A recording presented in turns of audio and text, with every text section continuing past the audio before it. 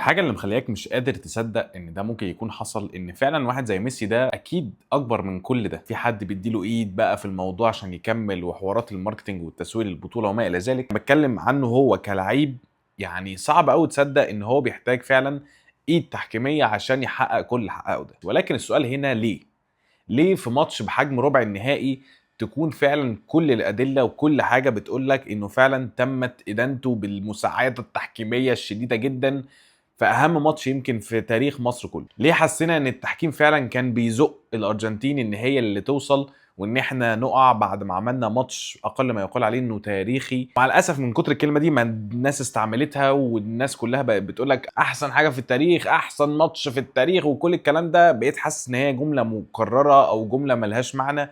ولكن فعلا تخيل ان انت في تاريخك كله، اللي هو انت بتتكلم من ساعه ما شاركت تقريبا في 34 لحد النهارده، ده كان فعلا اهم ماتش ليك. اكتر من 80 سنه بتلعب فيها كوره، فيها مرات انت رحت كاس عالم وفيها مرات انت ما رحتش، ده كان اهم ماتش انت ممكن تتفرج عليه او تلعبه. عارف لو كنا خسرنا مثلا من الاول 2-0 3-0 خلاص الموضوع كان هيبقى تمام والناس كانت هتبقى متقبله الوضع ومش عارف ايه، انما الوحش في الخساره هو العشم اللي خلاك تتقدم بالاول، خلاك يتحسب عليك اوفسايد في الثاني، خلاك تعرف تجيب الثاني تاني، ومع الاسف في 10 دقايق بالظبط الحلم بعد ما انت كنت وصلت له اتاخد منك. منتخب مصر فخر وشرف لاي مصري كان بيشجع المنتخب في ليله زي دي. اللعيبه دي اكلت النجيله حرفيا في الماتش، قفلت المرات كلها على ميسي.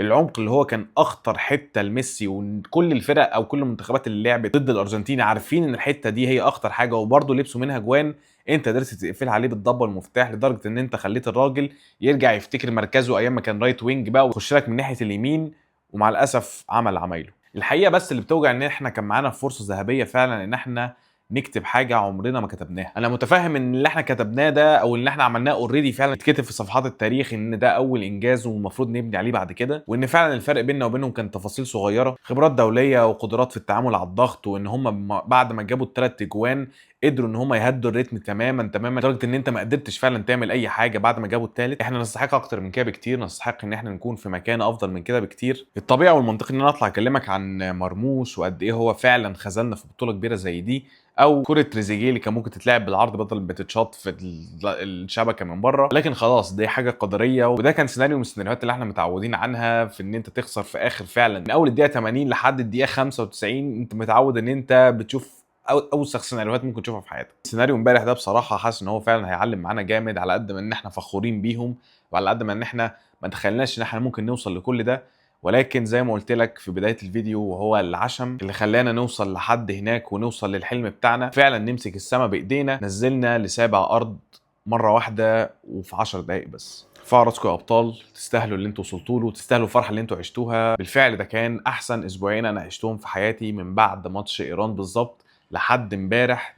ده كان احسن وقت ليا من ساعه ما شجعت فيه كوره. اكيد الاهلي عايشنا لحظات كتيره حلوه، ولكن لحظاتك مع منتخب بلدك بتفرق عن اي لحظه مع اي فريق تاني انت ممكن تكون بتشجعه. ما تنساش من لايك فولو الجميل بتاعك، سيب لايك لعمك معلول، قول لي رايك في التعليقات، والسلام عليكم.